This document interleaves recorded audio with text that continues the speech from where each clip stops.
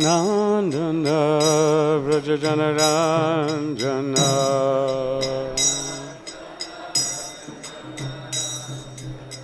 Yamuna Tiravana Chari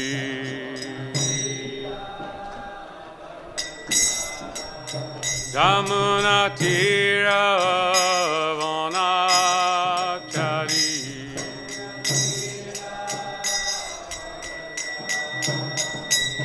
Jaya Radha Madhava Kunja Vihari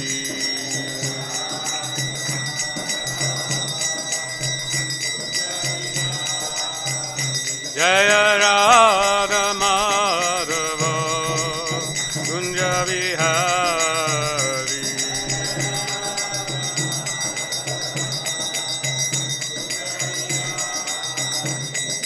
Gopi Jana Vallabha Girivardhari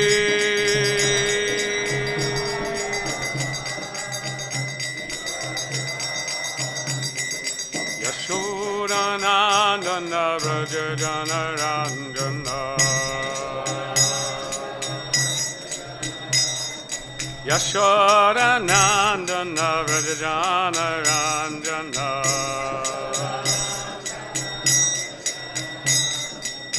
Yamuna Tiravana Chari Yamuna Tiravana Chari Jaya Radha Madhava Kunja Vihari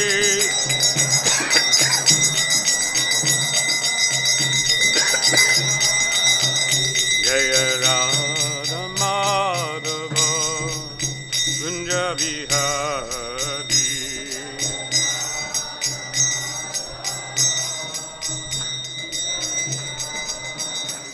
Jaya Shri Krishna Chaitanya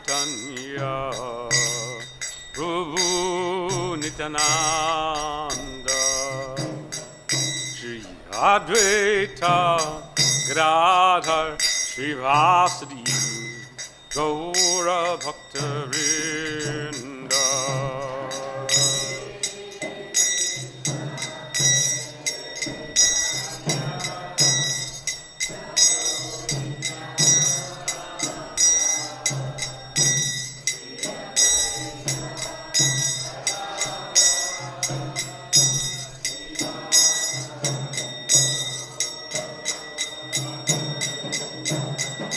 Jaya Shri Krishna Chaitanya Prabhu Nityananda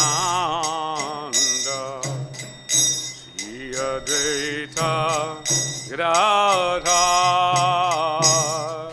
Srivasadi Gaura Bhakta Vrinda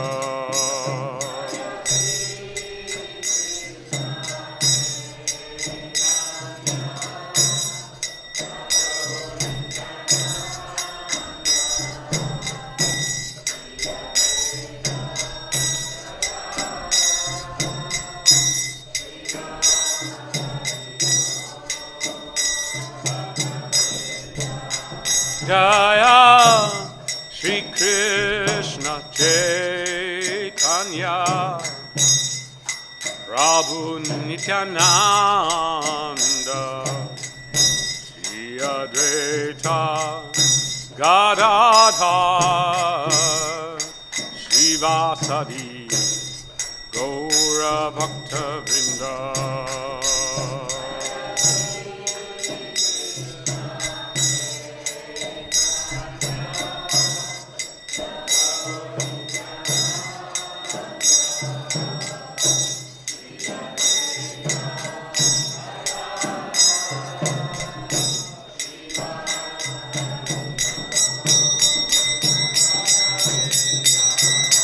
Hare Krishna, Krishna Krishna, Hare Hare, Hare Rama,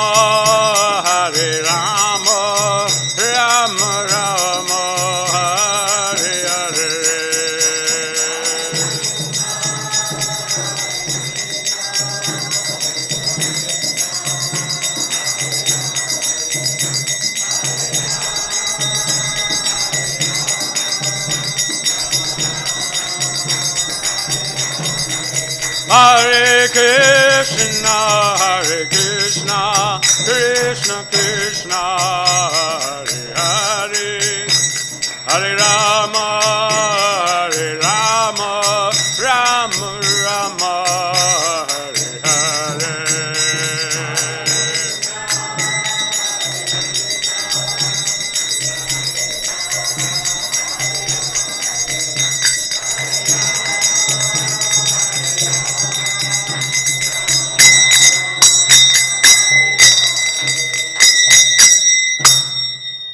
Jayo Vishnupada Paramahansa Parivājakacārya Shtatera Sata Sri Srimad Jidandi Goswami Shri Si Bhaktivedanta Swami Srila Prabhupada Ki Jai.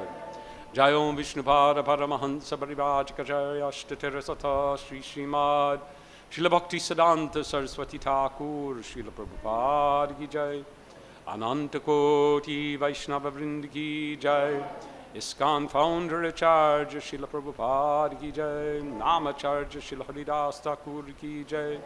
Prem se kaho Shri Krishna Chaitanya Prabhu Nityananda Shri Advaita Gadadhar Shivasadi Gaura Bhakta Vrinda Ki Jai. Shri Shri Radha Krishna Gopa Gopinath Shama Kunda Radha Kunda Giri Govardhan Ki Jai. Shri Vrindavan Dham Ki Jai, Shri Mayapur Dham Ki Jai, Ganga Mai Ki Jai, Jamuna Mai Ki Jai, Tulsi Maharani Ki Jai, Bhakti Devi Ki Jai, Srila Prabhupada Ki Jai, Shri Vas Thakur Ki Jai, Srimad Bhagavatam Ki Jai, Samaveta Bhakta Vrinda Ki Jai. All glories to the assembled devotees, all glories to the assembled devotees, all glories to the assembled devotees, all glories to Shri Guru and Shri Gauranga, all glories to Shri Prabhupada. Om Namo Bhagavate Vasudevaya.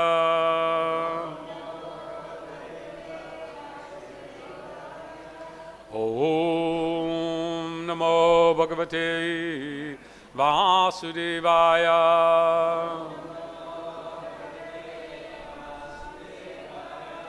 Om Namo Bhagavate Vasudevaya.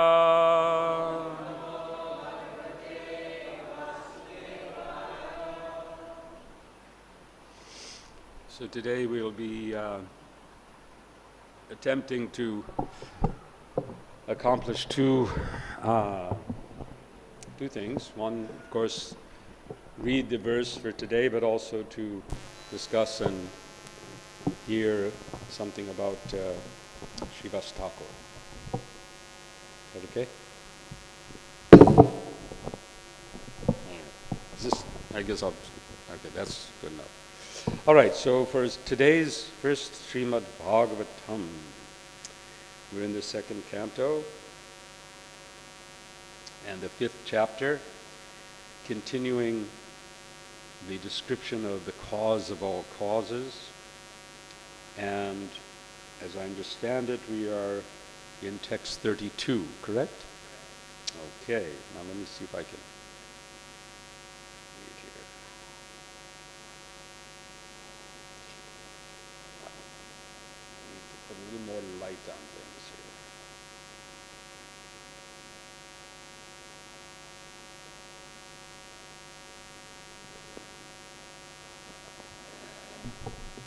Yadaite saṅgatā bhāvā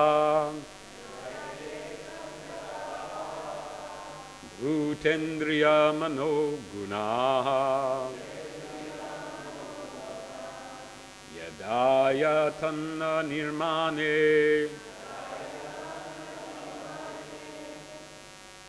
śekur brahma-vittama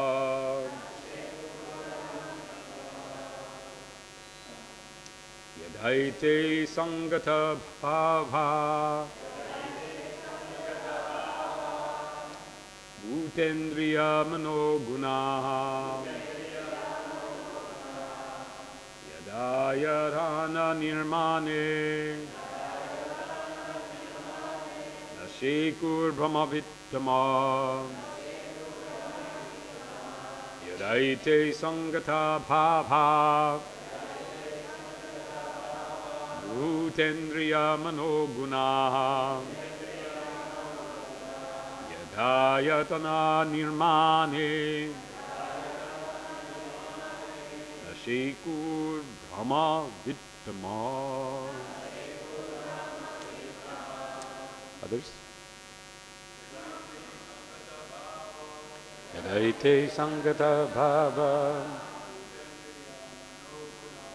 bhūtendriya-mano-guṇāḥ yadāyatana-nirmāṇe śekur brahma-vittama. Yadaite saṅgatā bhāvā bhūtendriya-mano-guṇāḥ yadāyatana-nirmāṇe śekur brahma-vittama. Yadaite saṅgatā bhāvā bhūtendriya-mano-guṇāḥ yadāyatana-nirmāṇe śekur brahma-vittama. Ladies? Yadaite saṅgatā bhāvā bhūtendriya-mano-guṇāḥ yadāyatana-nirmāṇe śekur brahma-vittama. Yadaite saṅgatā bhāvā bhūtendriya-mano-guṇāḥ yadāyatana-nirmāṇe śekur brahma-vittama. Yadaite saṅgatā bhāvā bhūtendriya-mano-guṇāḥ yadāyatana-nirmāṇe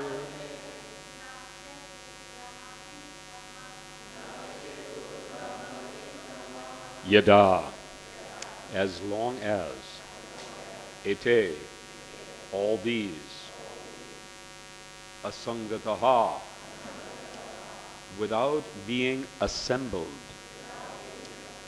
bhāvāḥ, remained so situated, bhūta, elements, indriya, senses, manaḥ, mind, guṇāḥ, modes of nature, yadā, so long, āyatana, the body, nirmāṇe, in being formed, śekuḥ, was not possible, brahma-vittama, O Nārada, the best knower of transcendental knowledge.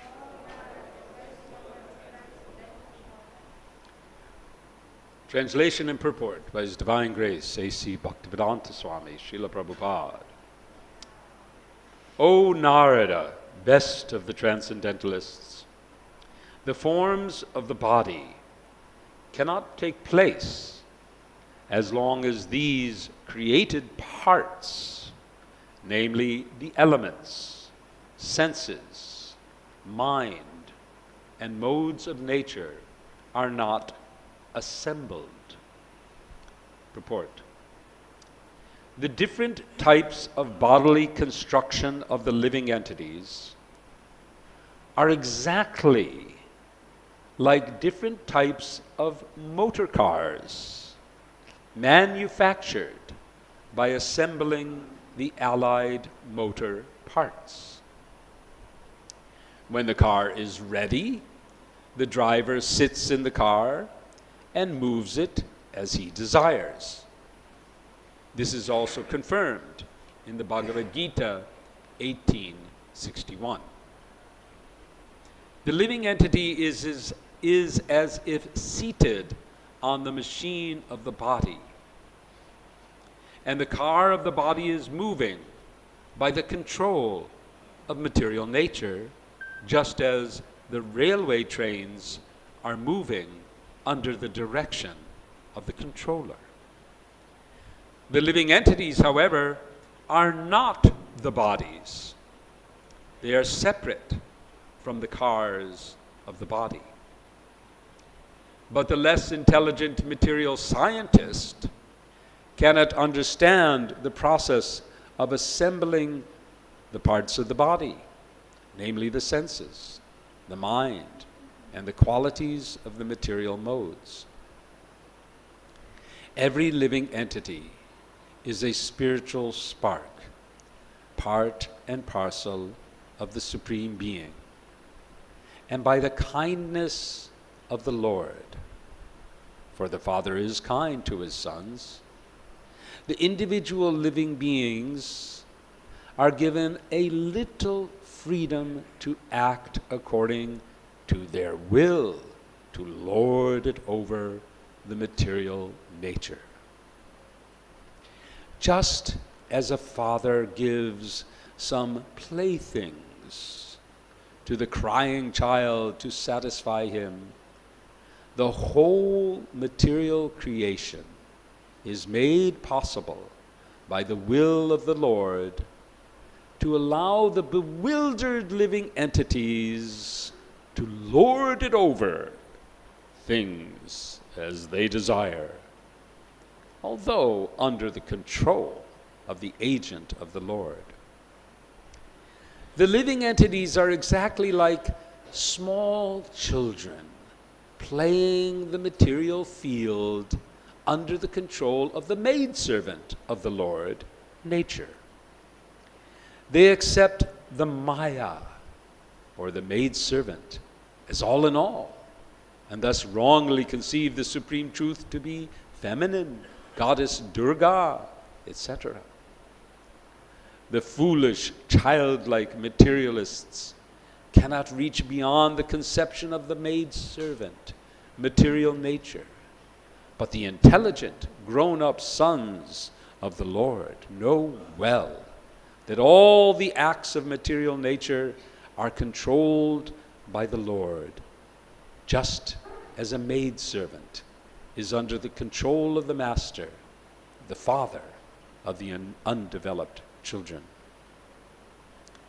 The parts of the body, such as the senses, are the creation of the tattva, and when they are assembled by the will of the Lord, the material body comes into existence, and the living entity is allowed to use it for further activities.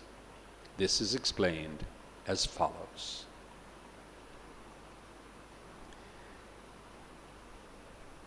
Om Ajnanatamrandasya Gyananjana Shalakaya Chakshumilitam Jena Tasmai Shri Gurave Namaha Gam Karoti Vachalam Bangaladaya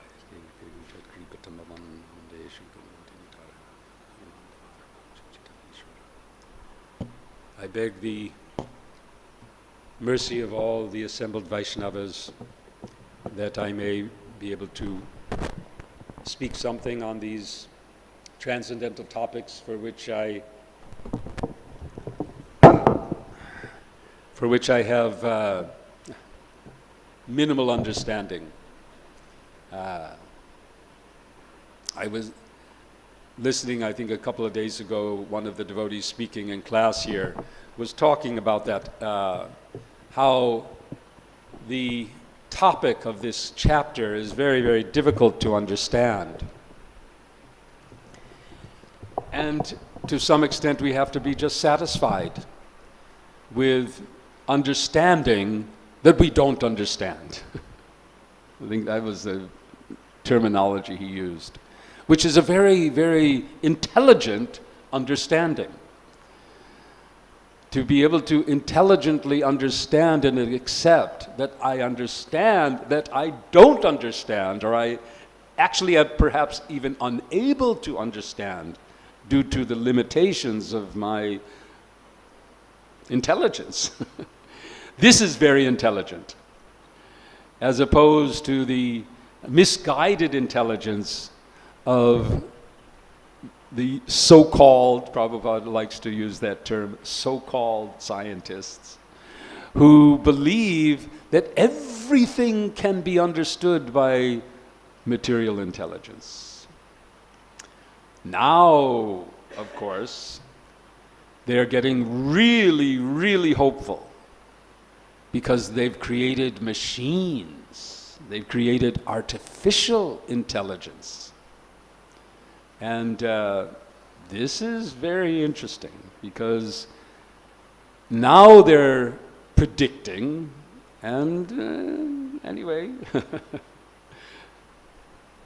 the world that I may not see it, but you, Madhava, you're going to see a very different world where if things go the way that they have been going, then this artificial machine intelligence will become more and more artificially intelligent.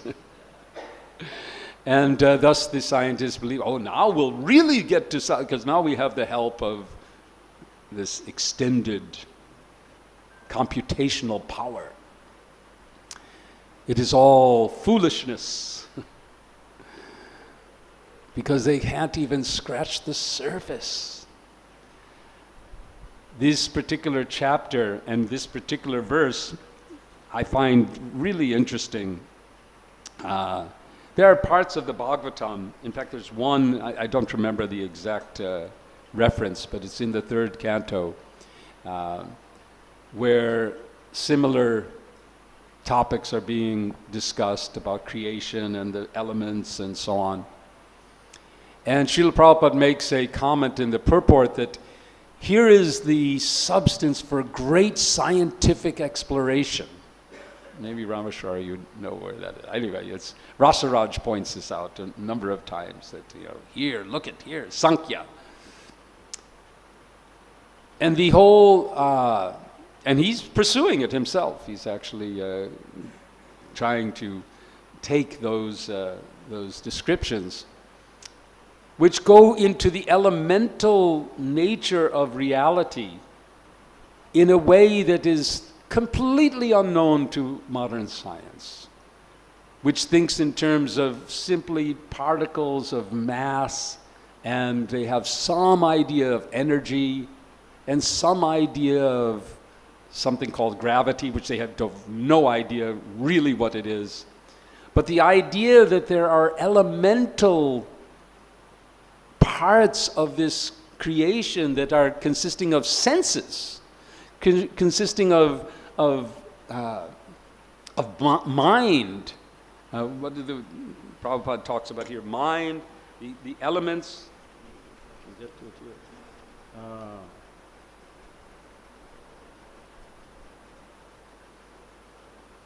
The elements, senses, mind, and the modes of nature. Modes of nature? I mean, this is completely outside of their computational capacity.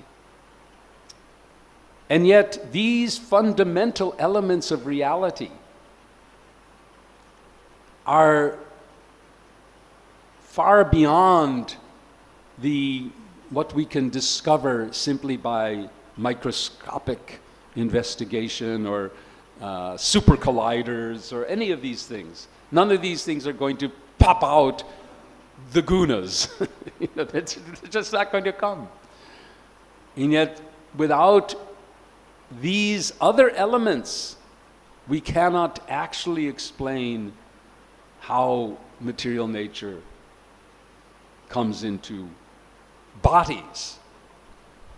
We can assemble atoms and we can assemble different, maybe like, I think it was someone, maybe it was Kripanidhi was talking about how in some experiments they passed electricity and amino acids formed. So some molecules perhaps, or some assembly of atoms, but to create bodies, to assemble an actual body, there are other elements needed. Senses are needed.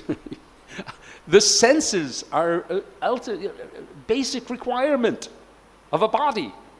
For a body to function, they need senses. And the Bhagavatam says that the senses are actually created before the bodies are created. Now, this is a far out concept. That the senses and the ability to sense is actually an element of this material world. And then we have these gunas, we have these different modes of nature, which are also created. They're elements. Mind is another element. And then, by the will of the Lord, they are assembled, and bodies come out. This Kripanidhi was talking about different conundrums of science, and one of the conundrums in evolutionary theory is what's called the Cambrian explosion, which in some millions and millions of years ago, we see in the fossil record just poof, all the life is just, all the living species are just more or less popping out all at once. And now, how did that happen? Darwin, in his famous theory, says, well, this is my problem, because there's nothing before this to show, how did this happen?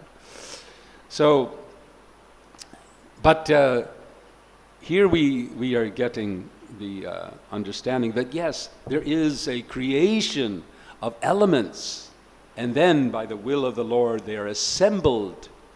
And I like Prabhupada's analogy of the motor car because it supports a theory that I have that to explain the fossil record, because I find that to be something that and that is that as a motor car is assembled bit by bit, it is, this piece, at first you get the chassis and then you put this on, and you build the motor car in pieces.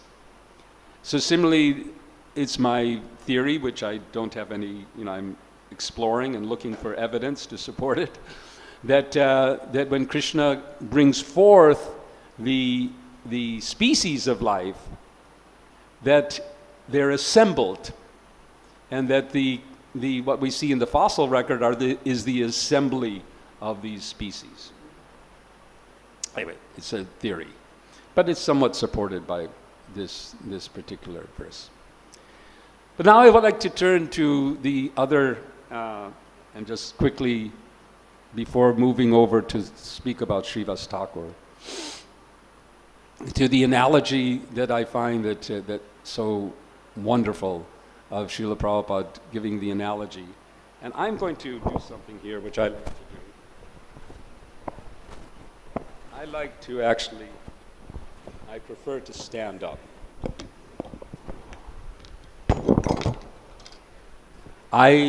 If some of you may have been on parikrama, you notice that I have a penchant for acting. I like to act. And an actor can do better when they're standing, right? The speakers in general, they also sometimes like to, because then, I can move around, I can use my hands. So. And this purport gives us an analogy, and just of us being like little children, being given playthings by our Father, right? So we're all, here we are, we're all in this room together, and we're imagine that we're all little 3-year-olds, 4-year-olds, and we're crying, Mama, I want some. And then our Father gives us a little toy car or a little toy doll, depending on our interests. And now we're satisfied. And now we can lord it over. Raise your hand if you have children or have had children. Okay, so you have experience. What happens when a child gets a toy? The child begins to lord it over, that toy. I don't want to say the ways in which I used to lord it over sometimes, my toys, by cutting them and chopping them, putting them together. But this is the nature of the living entity in the material world, thinking, now I am lording it over with the playthings provided by the Lord. So I thought that was another wonderful analogy. But since we don't have so much time, I wanted to now speak about Srivas Thakur. Jai Srivas, Srivas Hari. Jai Shri Krishna Chaitanya Prabhu Nityananda Shri Advaita Gadadhar Srivas Hari Gaura Bhaktavrinda. So we pray multiple times a day with this prayer to the Panchatattva. And there we have Srivas Hari, Gaura Bhaktavrinda. All the Gaura Bhaktavrinda, all of the associates of Gauranga Mahaprabhu, beginning with Srivas Hari, beginning with Srivas. So we have the Lord himself, Panchatattvamakam Krishnam, Bhaktarupa, the Lord Gauranga, Sarupakam, Nityananda, Bhaktavataram, Sri Advaita, and then Bhakta Shaktikam, Gadadhar, then Bhaktakyam, the emblem of bhakti, Srivas. So just a little history. Srivas was born, he and his family members, in Srihatta, which is Sylhet. So now from now on, I had heard Srihatta and I'd heard Sylhet, and I hadn't to this day, or perhaps I just forgot, that they're the same place, that Sylhet is the modern day name of Srihatta, and this is in East Bengal. But then they came here. He and his brothers, and Sri Nidhi, Sri Pati, Ram. I'm forgetting the names of all of his. There were 4 or 5. Who knows? How many brothers were? 4. 4 brothers. So they came and they stayed here, and they were just the neighbors of Jagannath Mishra. And Srivas and his wife Malini, they became so close to Jagannath Mishra and Sachi Devi. They were just the most intimate friends. And of course, when Nimai appeared, then they also adopted Nimai like their own son. They were constantly engaged with Nimai. So you can understand that Srivas is older, like Advaita Acharya. In the Panchatattva, we find Gauranga and Gadadhar. More or less, they're the same age. Nityananda is a bit older. But Advaita and Srivas, they're elders. In fact, Srivas, Advaita used to come, and when you go up to his house, you see just next to it is Advaita's house, because Advaita would come and Srivas would hear Bhagavatam from Advaita. In this way, Srivas and his wife Malini and their family, they enjoyed the life of devotional service in Sri Navadvip Dham, observing baby Nimai. And as they observed Nimai growing and engaged in his scholarly student pastimes, they were wondering, he's such a wonderful, wonderful child, but he's so engaged in all this debate and argument. If only he would be a devotee. In fact, one day, Srivas approaches Nimai and says,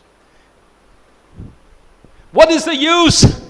What is the use of all this study? What is studying for? What is the purpose of this study? It's to know Krishna. Krishna is the goal of everything. If you don't know Krishna, then what is the use of all your study?" And Mahaprabhu's response was, "By your blessing, certainly I will come to know Krishna."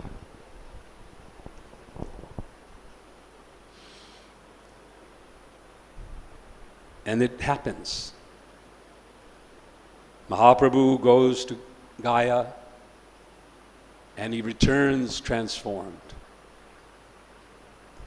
We hear how his love, his Krishna prema had overflowed to such an extent that he appeared mad. In fact, his mother, the people of Navadvip, when they saw what he was doing, gnashing his teeth and falling on the ground and crying out, they actually suspect maybe he is actually mad with some disease. And Sachimata was actually very worried. And so one day, Srivas comes to the house of Nimai, and Nimai approaches and says, "Srivas, everyone is saying that I have gone mad."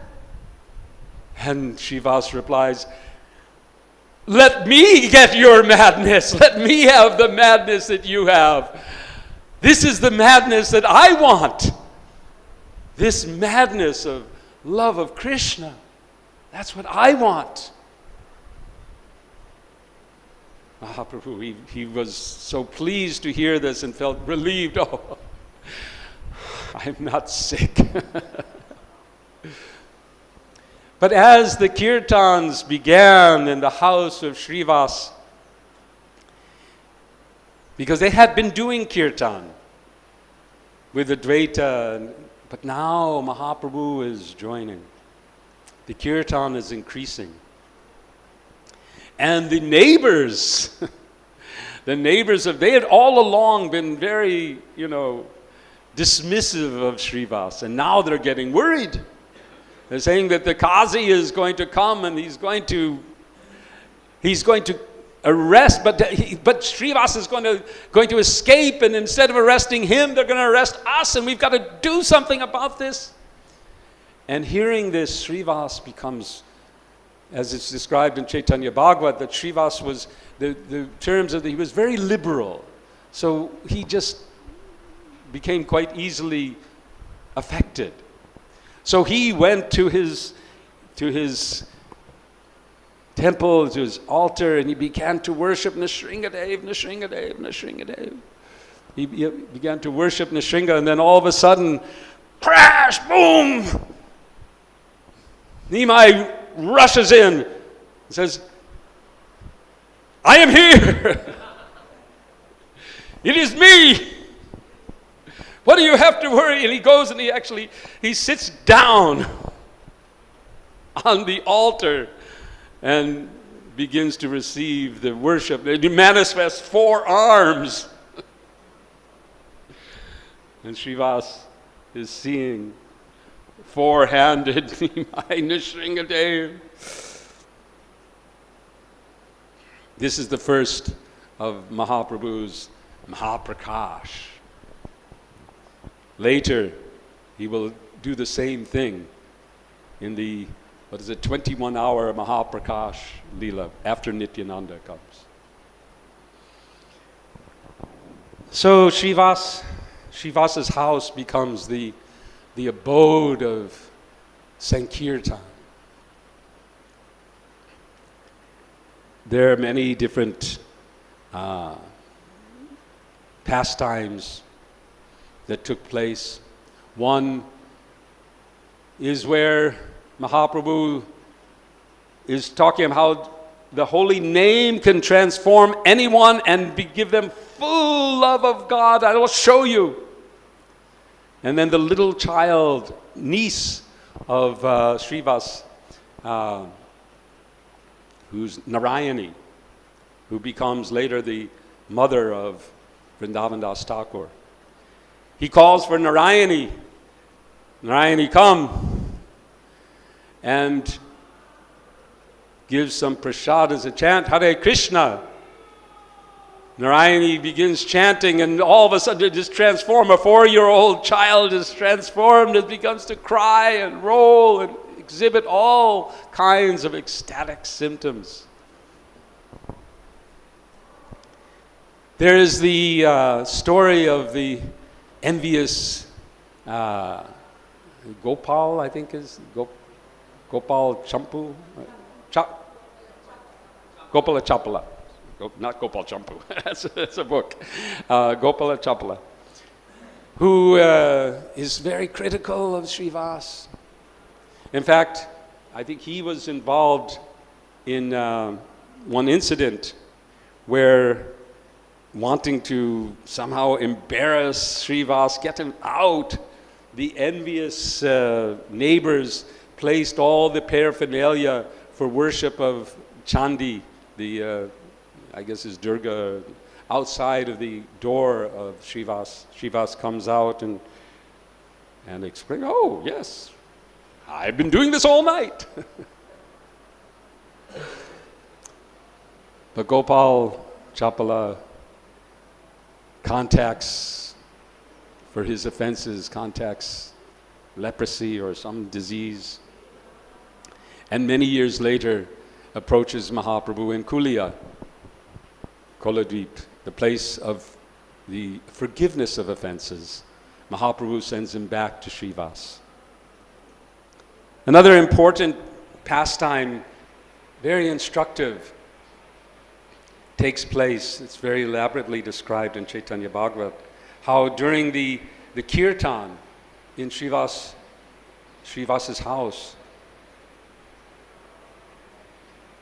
Srivas's son,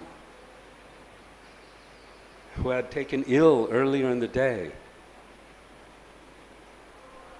leaves his body. He dies. And Srivas hears something from the background, goes and he discovers his son has died. And all the ladies, his wife, and they're all wailing and crying naturally. And he tries to console them. So this is glorious. He has left this world hearing the holy name, the kirtan of Mahaprabhu. There's nothing to be lament about, nothing to lament about. You should be happy. But they're still crying and weeping.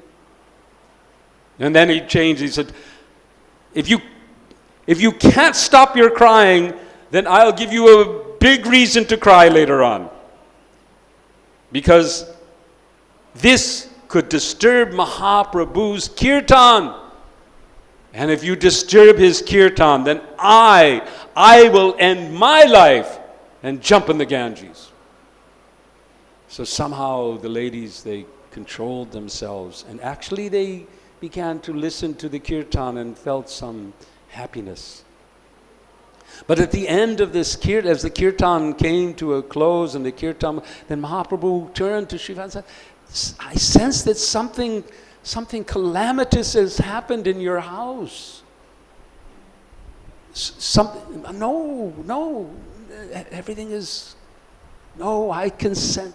And he goes and he sees the dead body of Srivas's son. Srivas, why didn't you tell me? Oh, Mahaprabhu, I couldn't disturb your kirtan. And Mahaprabhu touches the body of the young boy. And the boy comes to life and begins to speak. How fortunate I am. I have passed through so many bodies, one after another, and now I have received the ultimate benediction, and I can return to your lotus feet. And he is gone. Everyone is now so satisfied.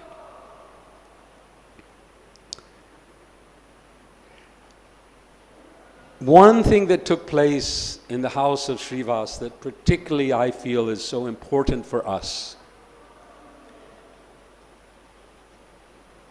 As the kirtan was going on in the house of Srivas, Mahaprabhu was very particular who could be present. In fact, one time the mother-in-law of Srivas Thakur was present, and he didn't know it, but he said, something's going on, something's wrong here.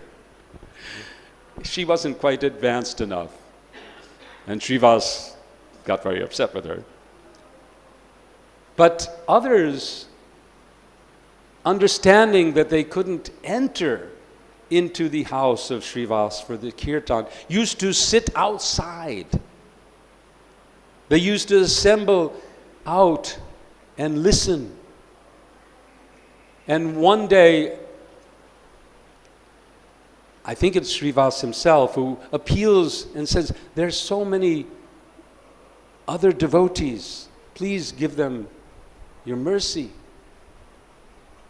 And Mahaprabhu leaves the house of Srivas Thakur and addresses the devotees like us. You can imagine all of us, at least me, I have no ability to enter into the house of Srivas and participate, but I might stay outside, I might be listening.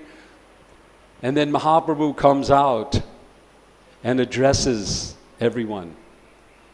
And he says, take this Maha Mantra. Take this Maha Mantra. Go to your home. Assemble your family. Assemble your neighbors. Use some instruments or just clap your hands and do kirtan. And thus, he injected the Sankirtan from the house of Srivas into the town of Navadvip. And within a short time, it spread everywhere. And then things got really exciting with the Qazi and the neighbors of Srivas and so on. Srivas remained in Navadvip, but when Mahaprabhu accepted sannyas and went to Puri, feeling, you know, it's just like if you grow up somewhere and your parents depart or something, you feel like everything reminds you and you want to go somewhere else. So he left Navadvip and went to Kumarahata, which is now in the area of Halisahar, on the it's a station that you pass on. Those of you who still take the trains, I used to take the train once or twice a week from Calcutta to Mayapur, and those were a great experience. And I used to really get to know all the different stations. So Halisahar is, I think, just after Pyradanga is later. Anyway, I used to know all these stations. Near Panihati, anyway. So he moved there, but he still would go every year to visit Mahaprabhu in Nilachala and Puri.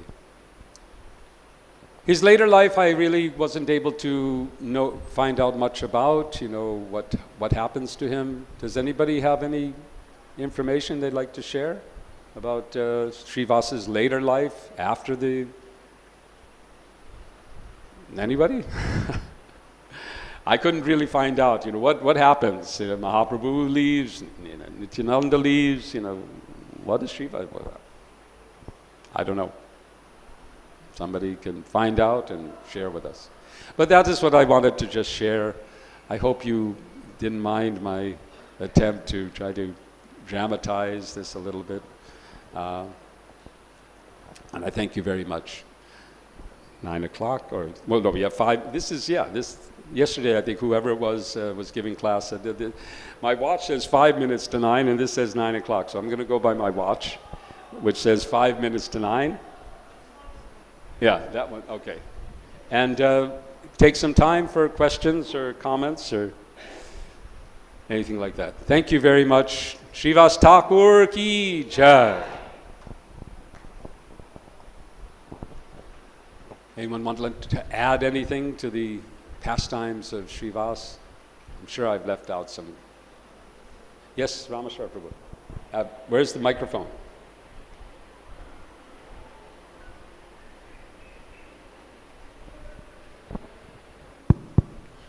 Hare Krishna. That was the best dramatic presentation of the life of Srivas I have ever experienced. I want to really thank you for that. It's amazing. Just bliss, nectar. And his house, the origin of Sankirtan. Yes. And going there and imbibing that. Oh, just the way you presented it, thank you very much. I wanted to make just a quick comment on the Srimad Bhagavatam verse. For our museum of the Vedic Planetarium, this is one of the most important ultimate verses that we're basing the museum on. This idea that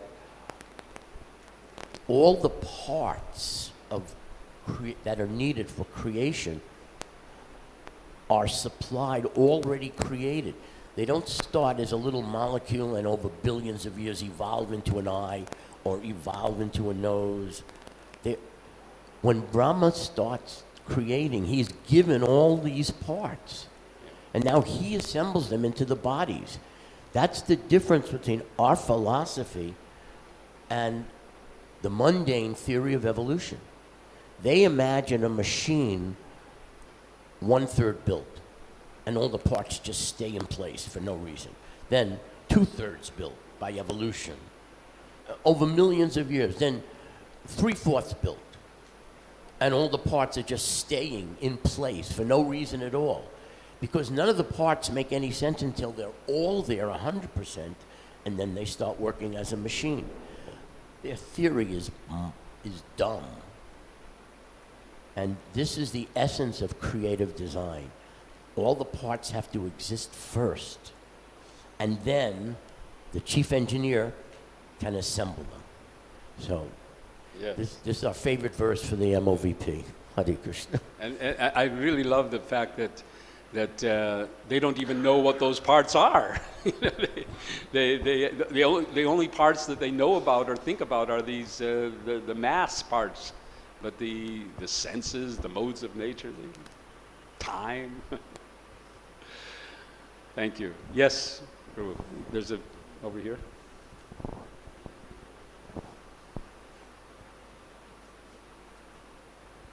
Hare Krishna. Thank you, Prabhu, really for this dramatic lecture. My question is, because today is Shiva's appearance, what you may say, what is for us an important thing, what we can grab off from Srivas Thakur's life, from his behavior, that he was here. What is the main part, what we can take, the example, what is for us maybe a relevant thing? Okay, well, first of all, we should all, we all understand, I didn't bring it out so much, that Srivas is one of us. The other members of the Panchatattva are in a different category. He is in our category. He's in the category of Jiva. So he's in our category. He shows us in his life, he gives us so much direction of how to live. Also, he was a householder, so that's another area of category that many, many of us belong to, so that also helps us identify. Our prayer is Srivasadi Gaura Bhaktivinoda. He's the head of the Gaura Bhaktivinoda. He's the emblem of all the bhaktas. So his life demonstrates surrender. He was completely surrendered to Gauranga Mahaprabhu and to Krishna. He had no, this was, I didn't mention this particular aspect of him. He was not at all attached to material work. He didn't work for a living. You know, he didn't, and Mahaprabhu was concerned. You don't do anything. Where's your, what do you do for money? How do you eat? Don't worry about that.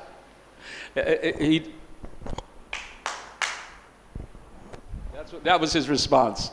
Srivasa's response was, and Mahaprabhu said, what do you mean by that? He says, first day, yeah, nothing comes to eat. All right then. Second day, nothing comes to eat. Third day. Then, if nothing comes to eat on the third clap, simple solution. There's the Ganges. Just means it's time to go. I'm not getting anything to eat. That means it's a sign it's time for me to leave this world. So far, it hasn't happened. Mahaprabhu's response was, I bless you that there will never be a shortage of anything in your household. Don't Lakshmi yourself, oh sir. So for us, that's a really, really important lesson, to be fully dependent on Krishna and to accept whatever comes. And then, of course, for me at least, the fundamental is the attachment to Sankirtan, because that Mahaprabhu chose Srivasa's house to perform kirtan. And I can understand, I think we can all understand that this is because of Srivas Thakur's total faith and absorption in both Nam Sankirtan and Gauranga Mahaprabhu. So those are the things that come to me, at least, from the life of Srivas Thakur. Yes, Mr. Bhagavan.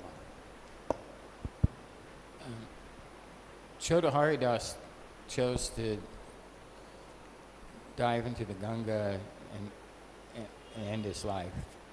And you said that Srivas, at least on 2 occasions, said maybe it's a good idea to drown in the Ganges. Is that, are we kind of encouraging that as a method to solve your problems? That is a matter of very high realization. I mean, the question, as I've understood it, is, does suicide through immersion in the Ganges, is that a good and proper solution to problems that Vaishnavas face? Is that your question? Yes. Depends on the Vaishnava. The advancement and the status of that Vaishnava.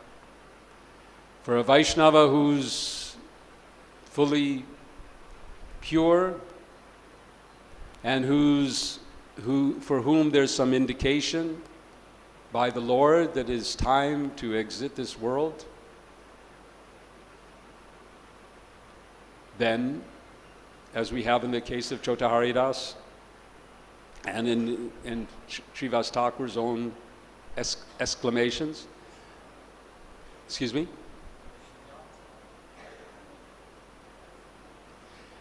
Now, Vishnujan Swami's case is a little different, in my understanding.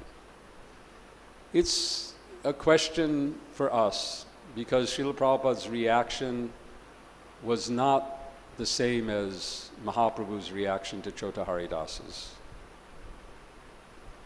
He didn't, from what it appears at least, but we don't know, because these are intimate things between devotees. But at least for us, Prabhupada was very, I believe, very firm in instructing us that no, this is not for you. You're not Chota Haridas, you're not Srivas Thakur, you're not any of these great devotees. For you, you're more in the category of Sanatan, if anything. Not in that level, but in the case of how Mahaprabhu responded to Sanatan's desire to commit suicide. Sanatan also was feeling, I should end my life for various reasons. But Mahaprabhu told him, no, you can't do this because your body belongs to me. And that, I believe, is the foremost in our understanding. We should, if we ever feel like, oh, this is, let me just end it all, then we should remember that we have no right to do it, because we have surrendered our bodies, our lives to Krishna.